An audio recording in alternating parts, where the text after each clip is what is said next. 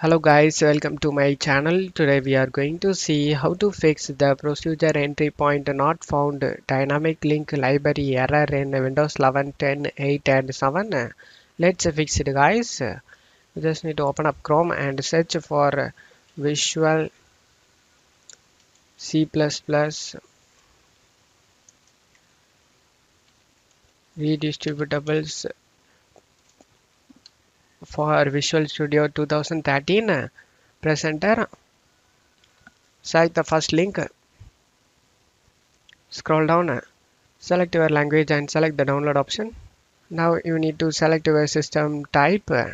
If you don't know, then you just need to go to search menu and type system information. Click on open it. In system type, you can able to see your system bit.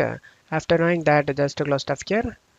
Now this is for 32-bit operating system and this for 64-bit operating system. Just check mark it depends on your system bit and then select the download option. After getting download and select it and install it. If you have install option, then you just need to select the install option guys. If you have repair option, then select it. After getting set up successfully, just to close stuff here. Now go to search menu and type cmd, right click on the command prompt and select run as administrator and select yes. Now you just need to check my video description for this command used in my video. Just copy and paste it and press enter. You just need to wait for this command to finish 100%.